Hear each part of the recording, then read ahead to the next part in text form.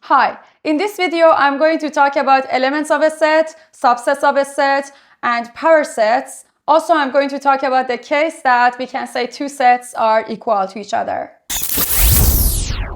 In the previous video, we learned about how to define a set, how to show them by roster style or set wheeler notation. We also learned about the size of a set and well-known sets. If you haven't watched that video, I suggest that you watch that one first and then come back to this one.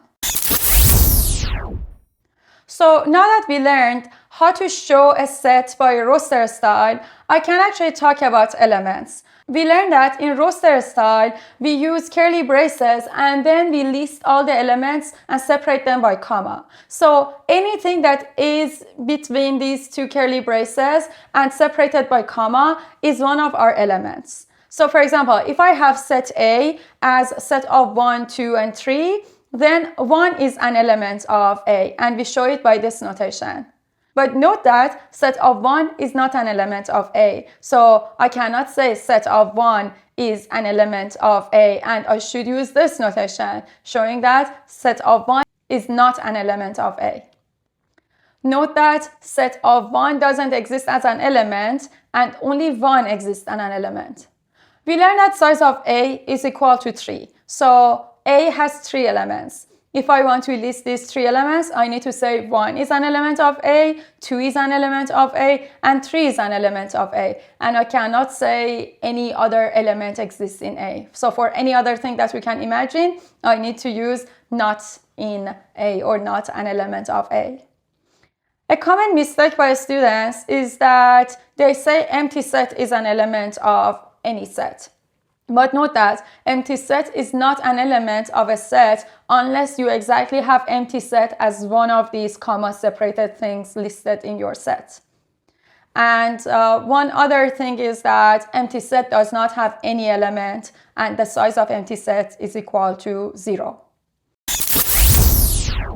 We learned about elements. Now let's talk about subsets. When I'm talking about subsets, for example, I say A is subset of B, then actually it means that all the elements of set A exist in set B. So when I'm talking about subset, both sides of this subset notation must be sets. It is not the same as element. Element can be a set, but it is not necessarily a set. But when I say A is subset of B, A is a set and B is a set. There are two notations that we use to show A is subset of B. One of them is A is a proper subset of B, and it means that there are other elements in B other than the ones that exist in A. So actually, if A is set of 1, 2, 3, and B is set of 1, 2, 3, 4, 5, then A is a proper subset of B, because all the elements of A exist in B, but B also have more elements. But let's think about another example.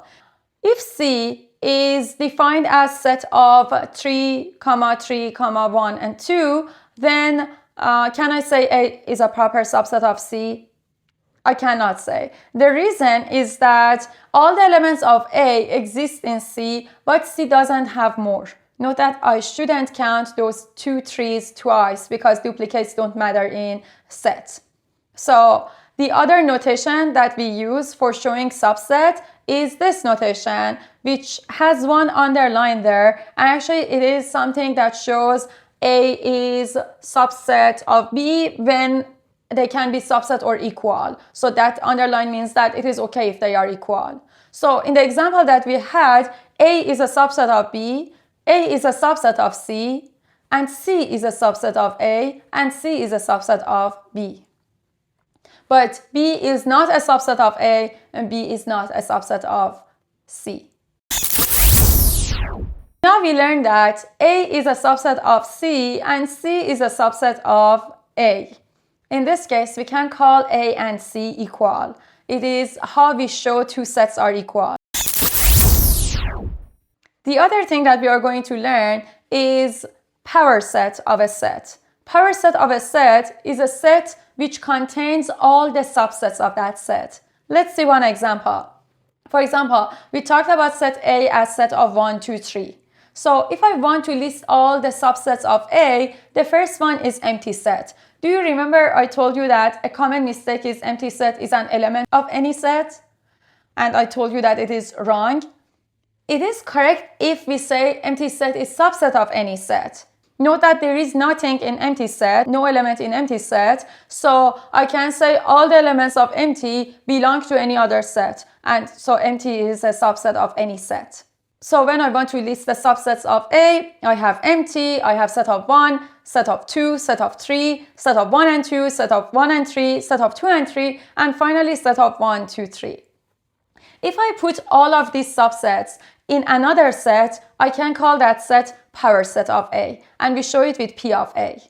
So P of A or P of any set, power set of that set, is set of all the subsets of that set. Let's think about the size of A, comparing size of power set of A. Size of A is 3. 1, 2, 3.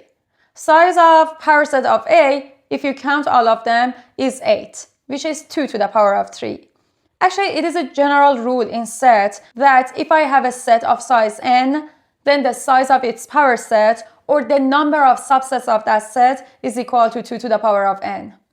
There are different ways to prove that. One of them is proof by induction. I can use some binomial coefficient to show that, and I can also use proof by counting. Let's see one of these proofs. Let's assume I have set A and A has 1, 2, 3. For each of these elements, 1, 2, 3, I have two options. If they exist in a subset or if they don't. So actually it means for 1, I have two options. For 2, I have two options. For 3, I have two options, which is 2 times 2 times 2. In another word, I can say that I can map it to a beta string of length 3. So beta string, for every character, I have two choices, 0 or 1. And the number of beta strings of size 3 is 2 to the power of 3. I can say any beta string of size 3 is associated with one of the subsets of A. Let's see what I mean. When I talk about beta string of 0, 0, 0, then I mean 1 is not there, 2 is not there, 3 is not there. And what actually it means that I'm talking about empty set. What about 1, 0, 1? It means 1 is there, 2 is not, 3 is there, which means I'm talking about subset of 1 and 3. So in that case, I can see for any beta string of size 3, there exists one subset of set A. And so I can say the number of subsets is equal to 2 to the power of n. As I said before, there are other ways to prove that, but we are not going to focus on them. What we learned today was how to show something is an element of our set or is not an element of our set. We also showed how we can list the subsets of a set and what a power set is, and in what case we can say a set is a subset of the other one, in what cases we can say it is also a proper subset of the other one. We also learned that if you have two sets and each of them is subset of the other one, then it means these two sets are equal to each other. In the next video, I'm going to talk about the operations that we can define on sets, like intersection, union, complement, and so on. So stay tuned, and I'm going to see you in the next video.